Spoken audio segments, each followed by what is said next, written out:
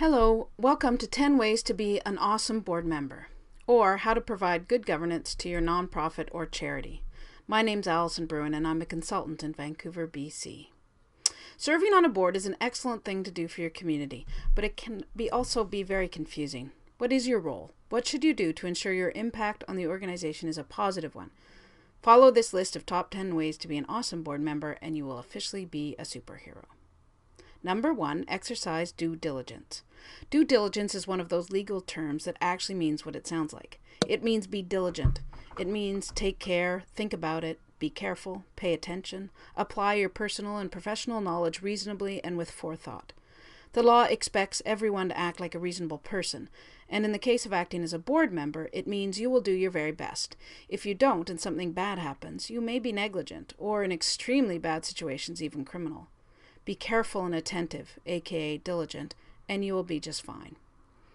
Number 2, ask questions. If you don't know, ask. If you aren't sure, ask. If you are at a board meeting and you see another board member frowning and looking puzzled, ask. As a board member, you are there to represent the public interest. You are there to ensure this organization is applying its mandate and using its resources to advance that mandate. Ask on behalf of the community. Number 3, review and understand financial statements. You need to understand the basics about where the money is coming from and where it is going. An annual audit isn't enough. It also isn't enough to have your treasurer review the statements and say, they're good. Every single board member needs to understand how to identify variances. The best tool are monthly financial statements that have an annual budget amount compared to actual revenue and expenses. It should also include a balance sheet. Number 4, stick to the mission and vision. This means holding the organization steady and keeping your eye on the horizon, even in turbulent times. Many board members get caught up in some of the day-to-day drama of an organization. This may be appropriate if it is a very small organization with few or no staff, but most of the time it isn't. Messing with operational issues can sink an otherwise excellent organization. So keep your hands off the tiller. That's what your ED is for, and don't lose sight of the horizon. Number 5, think and plan strategically.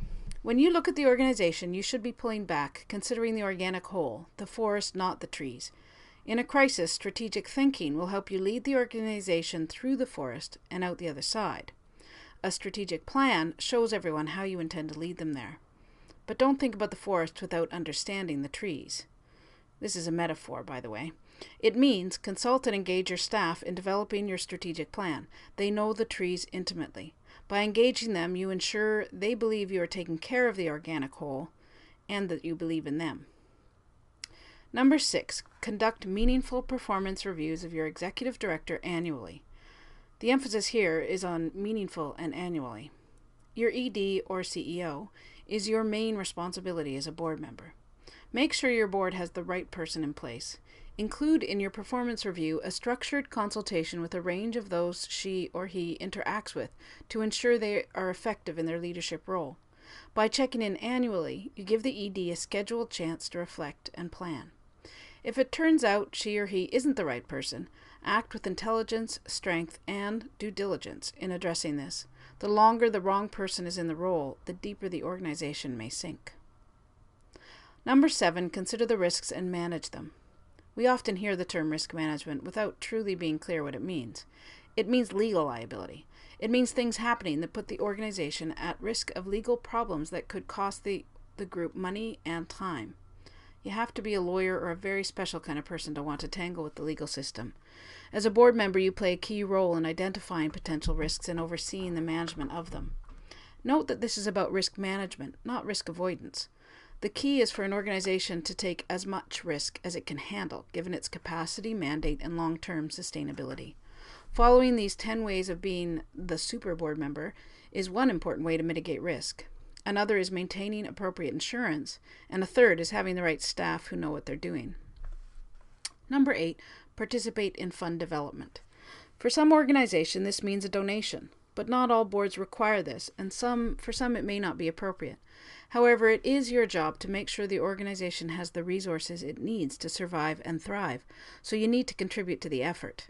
If you don't like asking for money, then volunteer at a fundraiser. Offer your home to host an event, help draft grant proposals under the supervision of your ED, Or make a speech at an event about program work that inspires others to give. Just make sure someone asks them for that gift. One way or the other, you need to contribute to the financial success of the organization. Know your own boundaries, but be open to learning. Asking for money is about helping others be a part of your excellent organization, and it isn't hard once you understand you are asking on behalf of those the organization serves, not for yourself. And most people don't think to give unless they're asked. Number 9, make sure stuff gets filed, aka compliance. This is kind of a big deal. If your organization doesn't file, it might lose its right to exist. One way to do this is to insist that the board meeting prior to any filing deadline always include a recorded discussion of that deadline and confirmation that the ED is on it. A good tool is to have the treasurer share the annual tax filing document with the whole board just before or after it's filed. You ought to have been given an orientation, a binder of policies and procedures, and/or a board calendar. Look for information about legal requirements to file, and ask if you can't find it. Number 10, express your passion. Toot the horn of this organization whenever and wherever you can. Why are you joining this particular board? Why do you care about the work of this particular organization? If the group doesn't have polished branding documents or key messaging tools, find your own. Let yourself blog, tweet, talk at great length about the truly amazing things this organization does. But make sure you understand any communication protocols. There may be some things that aren't appropriate to share with the public. So in conclusion, there are 10 ways to be an awesome board member and help create an awesome organization, an awesome community, and an awesome world. Number 1, exercise due diligence. Number 2, ask questions. Number 3, review and understand financial statements. Number 4, stick to the mission and vision. Number 5, think and plan strategically. Number 6, conduct meaningful performance reviews of your executive director annually. Number 7, consider the risks and manage them. Number 8, participate in fund development. Number 9, make sure stuff gets filed. And number 10, express your passion.